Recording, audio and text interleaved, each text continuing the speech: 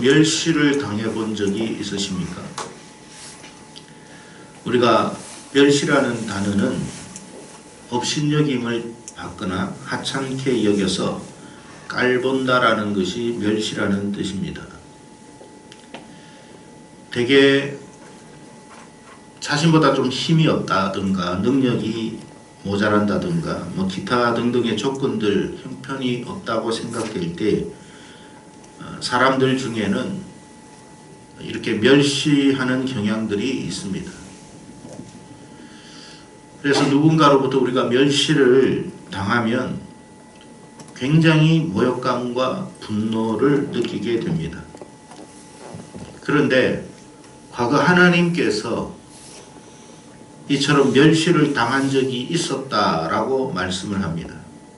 그것도 누구를 통해서 멸시를 당했느냐 하니까 바로 하나님의 백성이라고 하는 이스라엘 백성들을 통해서 멸시를 받았다라고 말씀을 하셨습니다.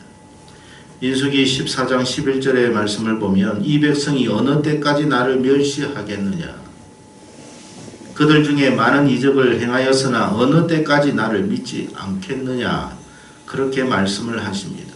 그러니까 하나님께서 구원하신 이스라엘 백성들이 하나님을 멸시를 하였다라는 거예요. 여러분, 구원해주면 감사해야 하고 기뻐해야 하고 더 그분에게 어떤 마음을 다해야 되는데, 여러분 멸시를 했다고 했으니 얼마나 하나님 입장에서는 서운하고 모욕감이 느껴졌겠습니까? 그것도 그 멸시함이 한두 번으로 끝난 게 아니라 지속적으로 하나님을 멸시했다고 되어 있습니다. 여러분, 우리가 한두 번 누군가로부터 멸시를 당해도 얼마나 분하고 원통하고 억울하겠습니까? 그런데 계속적으로 멸시를 당하면 그 분노가 얼마나 치밀어 오르겠습니까? 그렇다면 하나님께서 왜 이런 멸시당함이라는 단어를 쓰셨을까? 멸시라는 게 하나님께서 어떨 때에 멸시를 당한 것일까를 보니까 하나님이 이렇게 말씀하셨어요. 그들이 나를 믿지 않는 것, 그들이 나를 믿지 않는 것이 나를 멸시하는 것이다 라고 하나님이 말씀하셨습니다. 왜 이 말이 나오게 되었느냐 하면 바로 오늘 본문 안에서 보면 가나안 정탐으로 인해서 사람들이 말하기를 우리는 그곳에 들어갈 수가 없다라고 탄식하고 절망하는 그런 상황에서 나온 말씀이에요. 여러분, 솔직히 가나안 땅을 정탐한 12명의 사람들, 이 사람들이 가나안 땅에 가보니까 가나안 땅이 빈 땅이 아닙니다. 사람들이 사는데 그것도 굉장한 사람들이 살고 있는 거예요. 당시에 아낙 자손들은 키가 3m나 되는 그런 사람들이었습니다. 에이, 그런 사람이 어디 있어요? 라고 하겠지만 여러분, 기록에 보면 그런 사람이 나와요. 저 스웨덴이나 핀란드에 가보니까 남자들의 평균 키가 1m 90입니다. 그리고 키가 좀 크다 하면 2m가 넘는데요. 지금도 그렇습니다, 여러분. 키가 크다고 말하는 게 2m가 넘어요. 그리고 남자의 평균 키가 1m 90입니다. 굉장한 여러분 체격을 가지고 있는 바이킹족들이에요.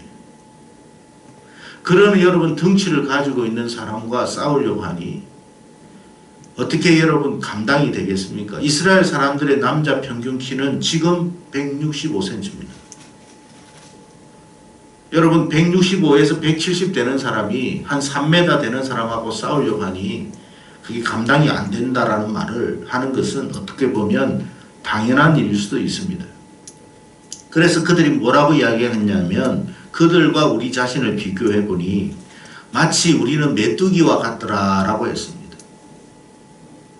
여러분, 그렇게까지 자신들을 본 거예요. 그러니 우리가 가나안 땅에 어찌 들어갈 수 있겠느냐라고 말을 했습니다. 물론 그들의 말이 틀린 건 아니에요. 없는 거짓말한 것도 아닙니다.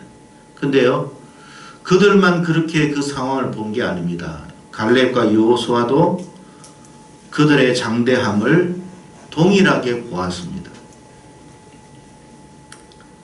하지만 이스라엘 사람들, 나머지 10명이 보았던 아낙 자손들은 10명이 보았던 그 사람들은 아낙 자손의 신체나 능력만을 보한 거예요. 그들이 보지 못한 것은 뭡니까? 하나님의 능력과 하나님의 크심에 대해서는 보지를 못한 거예요. 지금까지 애굽에서, 이집트에서 자신들을 하나님께서 이끌어 오신 것에 대해서는 전혀 생각을 하지 못하고, 마치 자신들 스스로가 이집트에서 힘과 능력과 노력으로 출애굽한 것처럼 생각한 것처럼, 그렇게 생각해 왔던 것처럼 하나님이 보이지 않는 거예요. 여러분, 하나님으로 말미암아 온 것이지 자신들의 힘으로 온 게 아닙니다. 근데 그걸 그들은 다 잊어버린 거예요. 하나님께서 출애굽하게 하셨으면 가나안 땅에도 들어가게 하시는 거예요. 출애굽도 우리의 힘으로 한 것이 아니라면 가나안 땅에 들어가는 것도 우리의 힘으로 하는 게 아니에요. 우리가 여러분 세상을 빠져나와서 하나님의 자녀된 것도 우리의 힘으로 된 게 아니에요. 하나님께서 이 사단의 모든 권세를 꺾어 놓으셨기 때문에, 우리를 붙잡고 있는 모든 악한 세력의 세력들을 끊어 놓으셨기 때문에 우리가 교회를 출입할 수 있는 거예요. 마찬가지로 우리 역시도 하나님의 나라에 들어가는 것은 우리의 힘으로 하는 게 아니에요. 하나님의 은혜와 하나님의 능력으로 하는 거예요. 근데 우리는 그걸 못 보는 거예요. 야, 우리가 가나안 땅 못 들어간다. 왜? 그들은 키가 3m나 돼. 우리가 그들을 어떻게 이길 수 있어? 못 들어가. 그랬습니다. 그 소리를 듣고 하나님이 모욕감을 느꼈다 이 말이에요. 저들이 나를 언제까지 멸시하겠느냐라고 하나님이 생각하셨던 것입니다. 여러분, 과거 이스라엘 사람들만 그렇다고 생각하지 마세요. 지금 이 말씀은 과거 이스라엘에 대한 이야기만 하는 게 아니라 오늘을 살아가는 저와 여러분을 향한 하나님의 말씀이라는 생각을 가지시기를 축복합니다. 우리는 어떻습니까? 눈에 보이는 현실만 볼 때가 많아요. 현실을 보니까 우리 스스로가 얼마나 초라한지, 우리가 이 세상을 살아갈 수나 있겠나? 우리가 저렇게 힘있는 저 정치인들, 힘있는 경제인들, 힘있는 어떤 권력가들, 그들과 맞서서 우리가 어떻게 살아갈 수 있겠나? 내가 생각해보니까 너무 내가 초라해. 가진 것도 없고 실력도 없고 배경도 없고 줄도 없고 백도 없으니 정말 나는 너무 왜소하고 작고 초라해. 나는 메뚜기 같아. 그렇게만 우리가 생각하면 안 된다라는 거예요. 우리는 그런 존재인 것은 틀림없어요. 그럼에도 불구하고 전능하신 하나님께서 우리를 책임져 주시고 인도해 주시고 이끌어 가신다라는 사실을 믿어야 된다는 뜻입니다. 우리는 여러분 학벌로 봐도, 우리는 배경으로 봐도 아무것도 가진 게 없고 내세울 만한 게 없어요. 그러나 여러분 생각해 보세요. 지금 우리가 배경이 좋아서 지금까지 살았던 것도 아니고 학벌이 좋아서 지금까지 살아왔던 것도 아니에요. 남들보다 더한 믿음이, 지식이 많아서 살아왔던 것도 아닙니다. 하나님의 은혜와 하나님의 도우심과 하나님의 인도하심 때문에 저와 여러분이 여기까지 온 줄로 믿습니다. 여기까지 하나님이 오게 하셨다면 나머지 생에도 하나님이 책임져 주실 것이라는 사실을 우리가 믿고 현실에 주눅들지 말고 하나님만을 의지하라는 그런 이야기예요. 그런데 우리의 모습은 어떻느냐? 계속 현실만 보는 거예요. 현실 너머에 계시고 현실을 주관하신 하나님은 보지 못하고 우리 눈앞에 보여지고 있는 그것만 바라보고 늘 탄식하고 절망하고, 그래 우리의 입술 속에서 부정적인 이야기, 우리의 입술 속에서 절망적인 이야기, 우리의 입술 속에서 안 된다라는 이야기, 그 이야기밖에 하지 않는다라는 그 이야기입니다. 그것이 하나님을 우리가 멸시하는 일이다. 왜? 하나님을 못 믿으니까.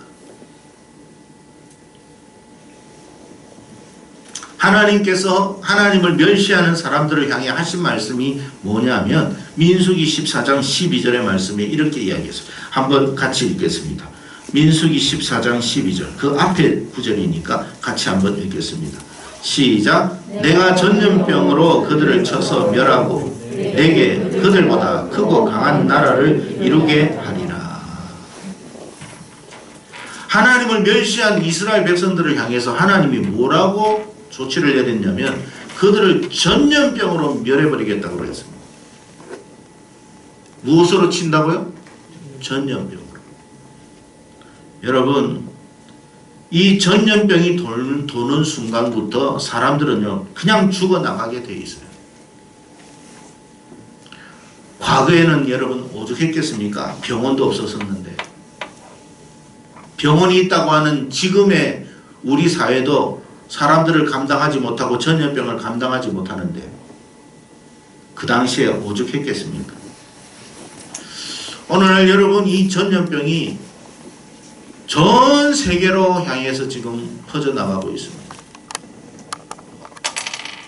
중국, 한국만 아니라 온 세계가 다 그래요. 왜 그럴까요, 여러분? 한 가지 알아야 돼요. 하나님은 전염병 그냥 하게 하는 게 아니에요.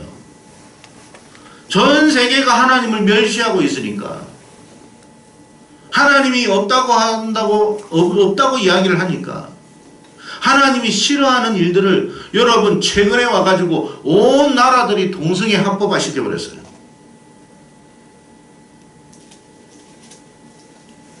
우리나라도 이제 하겠다고 그럽니다.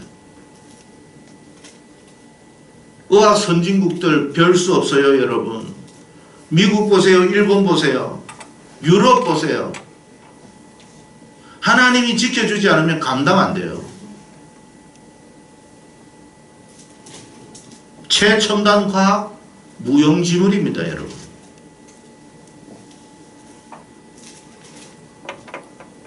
성경은요, 이 전염병에 대해서 하나님을 대적하고 범죄하는 자들에게 행하는 것이다 라고 말씀하셨습니다. 여러분, 중국, 우리나라뿐만 아니라, 여러분 중국뿐만 아니라 우리나라에도 지금 전염병이 도는데, 여러분 이 전염병이 돈다라는 말은 지금 우리가 하나님을 대적하고 멸시하고 있다라는 그 사실을 말씀해 주고 있는 거예요. 공산국가인 중국이야 뭐 그렇다고 치더라도, 아니 교회와 신자들이 이렇게 많은 이 땅에 왜 이 전염병이 도느냐 말이에요. 그것은 바로 하나님을 믿는다고 하는 우리들조차도 하나님을 멸시하기 때문에 그래요. 하나님을 못 믿어. 하나님은 사랑의 하나님이시지만 공의의 하나님이시기도 합니다. 아무리 하나님을 우리가 믿는다고 하더라도 하나님을 업신여기거나 멸시하면 하나님은 그걸 그대로 내버려 두지는 않아요. 하나님은 이 나라를 향해 무한한 은혜와 사랑을 베풀어 주셨어요. 그런데도 우리나라, 특히 한국교회가 하나님을 멸시하는 죄를 범했습니다.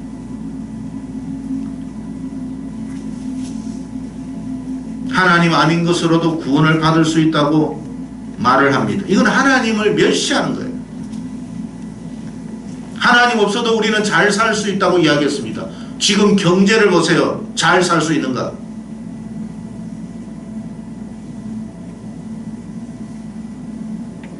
기업들이 다 무너져 내려가고 있습니다.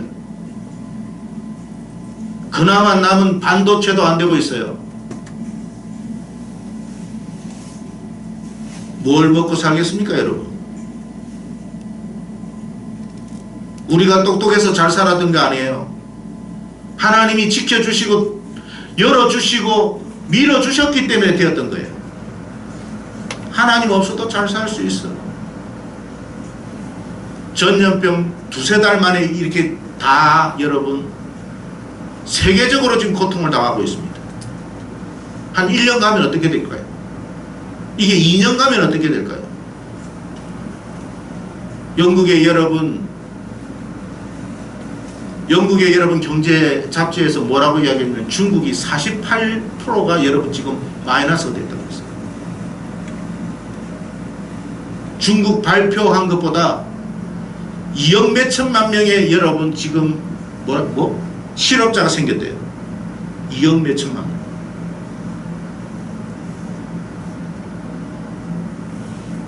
중국 공장 가동률이 10분의 1밖에 안 돼요.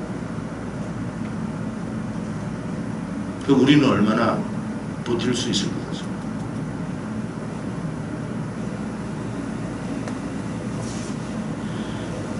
우리가 자원이 있습니까? 우리가 뭐가 있어요?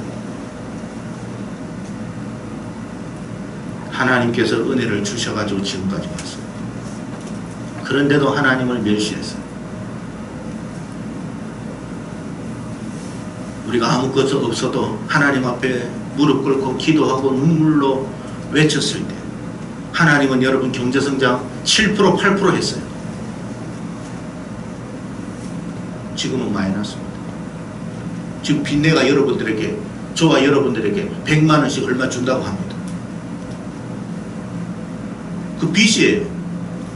우리가 갚아야 할 빚이에요. 좋아할 것도 하나도 없어요.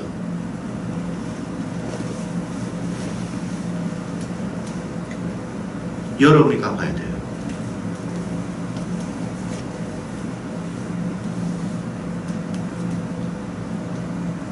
동성애 낙태에 대해서 한국교회가 침묵합니다. 동조하기도 합니다. 이것을 하나님께서 그냥 내버려 두시느냐? 그렇지 않습니다.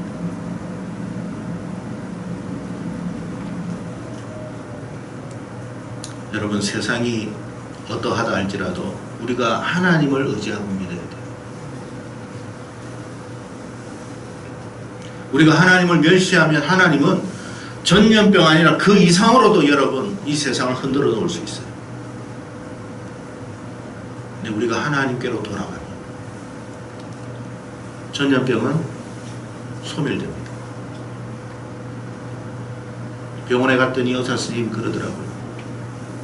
제가 혈압약을 먹으니까 의사 선생님이 이 전염병 언제쯤 끝날 것 같습니까?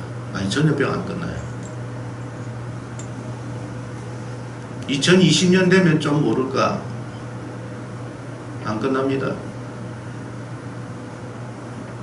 지금 2년 남았어요. 이제 22년이라도.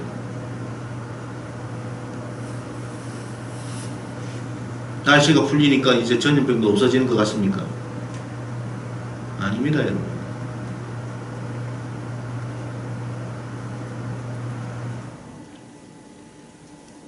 그러나 여러분, 우리는 이런 현실 속에서 뭘 깨달아야 되느냐? 다시 하나님께로 돌아가야 돼요. 다시 하나님의 살아계심을 인식하고 살아가는 사람이 되어야 돼요. 지금까지 우리 힘으로 우리 재주로 산 게 아니라 하나님의 도우심과 은혜로 살았으니 더 하나님을 바라봐야 되겠다는 믿음으로 살아야 돼요. 세상의 어떤 그것을 바라보고 주눅들며 사는 것이 아니라 하나님의 능력을 바라보고 사는 자들이 되어야 돼요. 그럴 때에 하나님께서 우리에게 크신 은혜를 더하실 줄로 믿습니다. 여러분, 언제 우리의 믿음이 드러나게 되느냐 하면, 사실은 여러분 우리의 각자의 믿음은 엄밀하게 우리 안에 다 들어가 있기 때문에 알 수가 없어요. 사람들은 다 믿음이 있는 척 행동하고 말하지만 진짜 믿음이 있고 없고는 언제 알 수 있느냐? 어려운 현실을 볼 때에 알 수 있어요. 이런 바람이 지금 불고 있습니다. 경제가 무너집니다. 기업이 무너집니다. 그럴 때 우리는 기업을 볼 게 아니라 뭘 봐야 되느냐? 살아계신 하나님을 봐야 돼요. 경제의 어려움을 볼 게 아니라 그렇기 때문에 하나님을 더 바라볼 수 있어야 돼요. 우리가 그것 때문에 살았던 것이 아니라 하나님 때문에 살았습니다. 하나님이여 우리를 도와주시옵소서. 그 믿음이 드러나야 돼요. 아이고 안 돼요. 힘들어요. 이제 큰일 났어요. 그거는 안 믿는 사람들이 하는 이야기들이에요. 그건 현실을 직시하는 건 맞아요. 그러나 그럼에도 불구하고 하나님을 바라보고 하나님을 의지하고 지금 현재 이 전염병의 문제뿐만 아니라 이 경제적인 문제도 모든 것이 하나님의 손에 있습니다 라고 하는 믿음의 말을 우리의 입술 속에서 드러낼 수 있어야 돼요.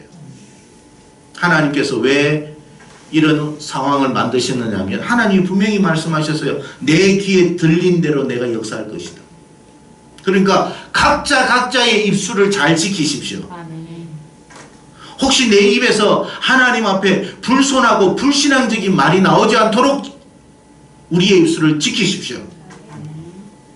오히려 하나님 앞에 믿음의 말을 하십시오. 현실은 분명히 안악입니다. 안악 자손과 같이 그런 장대함이 우리의 현실 앞에 눈에 펼쳐져 있습니다. 그러나 하나님께서 하실 줄로 믿습니다. 하나님이 우리를 구해 주실 줄로 믿습니다. 하나님이 우리를 피할 길을 열어주실 줄로 믿습니다. 하나님이 우리를 살려주실 줄로 믿습니다. 하나님이 우리를 책임져 주실 줄로 믿습니다. 모든 것은 하나님께 있습니다. 하나님이 우리를 도와주시옵소서. 그렇게 우리의 입술을 하나님 앞에 고백하면 하나님이 그 소리에 반응할 것이다.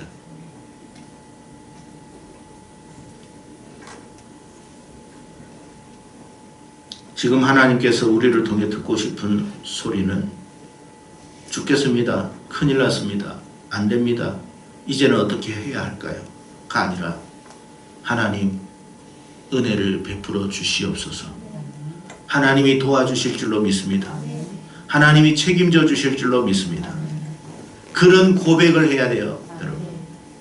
우리가 여러분 조금 전에 우리가 여러분 교동문 읽었잖아요. 시편 23편. 다시 한번 여러분 읽어드릴게요. 잘 들으세요.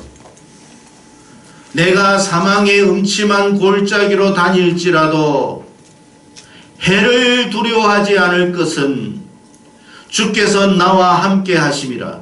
주의 지팡이와 막대기가 나를 안위하시나이다. 어둠의 골짜기를 지나도 너무 두렵고 무섭고 그건 맞아. 그렇지만 하나님이 나와 함께 하고 계셔. 하나님이 나를 지켜주실 것이고 책임져 주실 것이야. 주의 지팡이와 막대기가 나를 안위하실 것이야. 그 믿음을 가져라.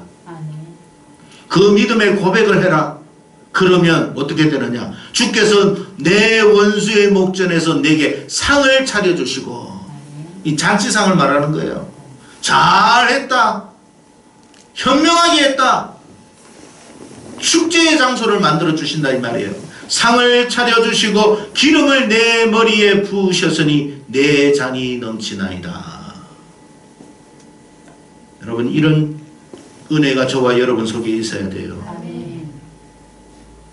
여러분, 현실만 보지 마세요. 아멘. 현실을 주관하시는 하나님을 보세요. 아멘. 여러분이 다니는 직장이 흔들립니까? 그거는 분명한 사실일 겁니다. 그러나 그 현실 너머에 계시는 하나님, 아멘. 여러분은 흔들리지 않도록 하나님이 피할 길을 주실 것이고, 아멘. 길을 열어주실 것이라는 믿음을 갖고, 아멘. 하나님을 의지하고 바라보라는 거예요. 아멘. 알바에서 잘렸습니까? 그러면 하나님은 다른 길을 열어주실 줄로 믿고 하나님을 바라보십시오. 아멘. 그래야 돼요. 그게 믿음이에요. 믿음이 있는 자만이 이런 고백을 할 수 있는 거예요. 하나님은 지금 그런 이야기를 듣고 싶어요. 성도 여러분, 누구라도 그렇지 않습니까? 자신을 믿어주고 자신을 인정해주고 자신에 대한 어떤 그런 신뢰를 가지면 다른 사람은 몰라도 자신을 믿어주고 의지하는 그 사람에 대해서는 최선을 다합니다. 하나님도 마찬가지예요. 하나님을 믿어주고 하나님을 신뢰하고 하나님을 의지하면 다른 사람은 몰라도 그 사람은 하나님이 책임질 거예요. 우리 모두가 그런 은혜를 입어야 돼요. 지금 현실은 분명히 안악 자손입니다. 그러나 그 안악 자손도 하나님의 손에 있다. 전염병도 하나님의 손에 있고 경제적인 문제도 하나님의 손에 있다. 저것으로 말미암아 내가 살고 죽는 것이 아니라 하나님 때문에 나는 살 것이다. 그런 믿음으로 살아가는 저와 여러분 되기를 주의 이름으로 축복합니다. 아멘.